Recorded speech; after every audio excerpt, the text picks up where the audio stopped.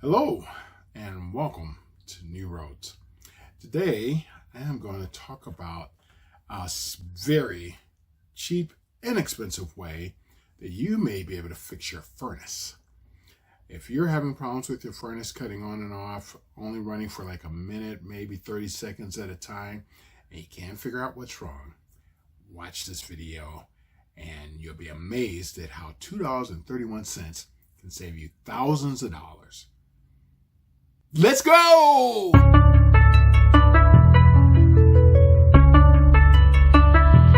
Mike Producer.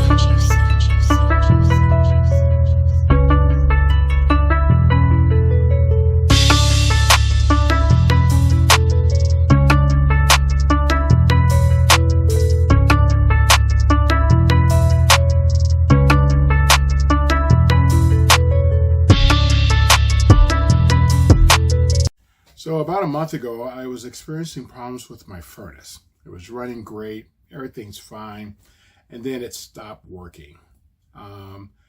It would fire up sometimes for like 30 seconds to a minute, and then it would shut down. I was trying to figure out what was going on. Called up a technician, and he said that it's probably the limited switch.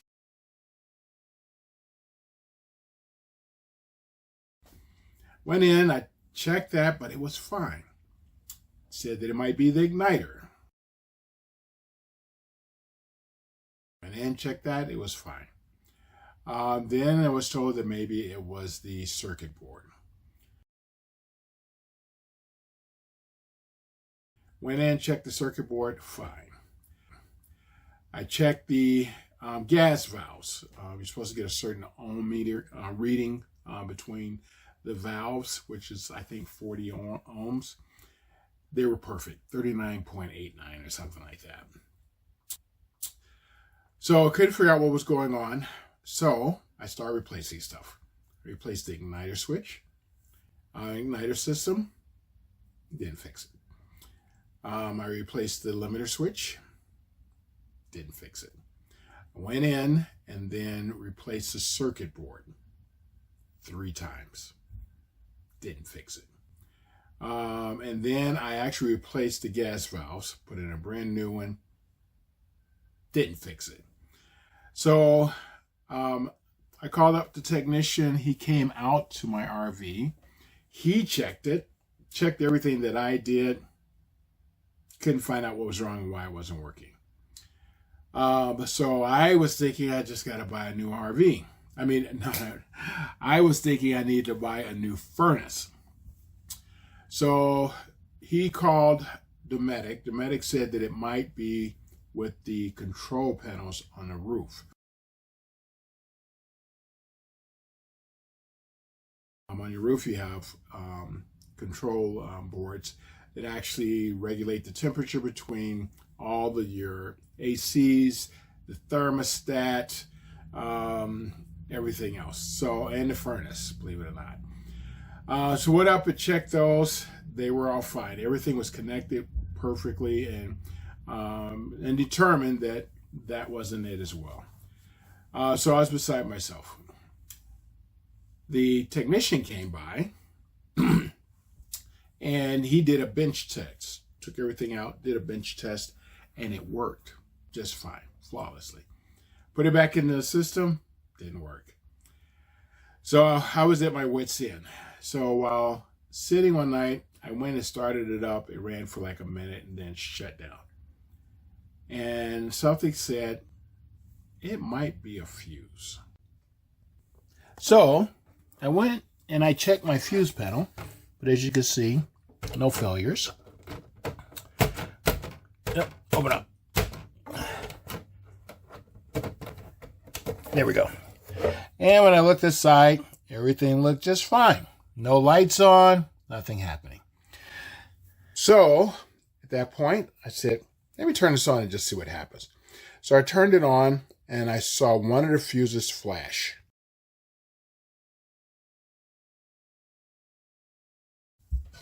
I should say it checked normal and then it went off.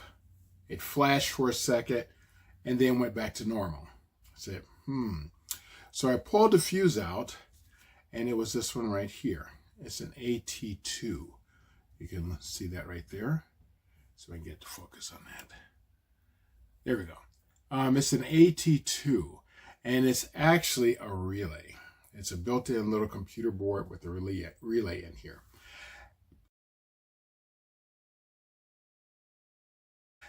And with that, I swapped out another AT2, and I put it in, turned on my furnace, and it worked. It was a bad fuse, which was causing all of my problems. Dometic didn't even know about it. So I went out and I bought 2 new ones, which you saw on the board, and replaced those with this. And everything's been working great since then. There are 2 in your system, and you might have 3. I have one on the furnace.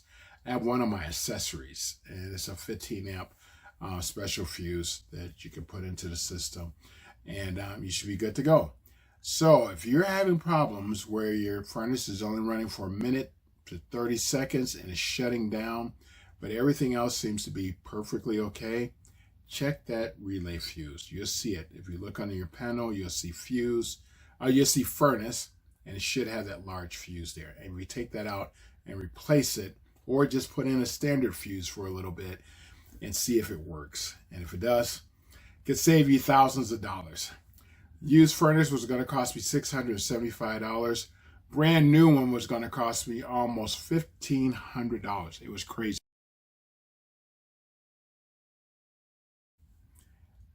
Anywho, I hope that helps you. I even helped my technician for some future stuff, and that's about it.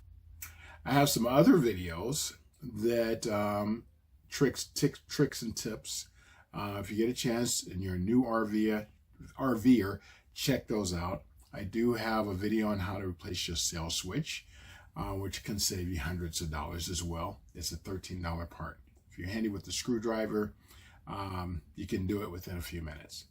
And there's some other stuff that I have out there as well. But I'd like to thank you for watching me here at New Roads. And if you have any questions, shoot me an email. You'll see it come up here at the end of the video. Otherwise, I look forward to you watching me on my next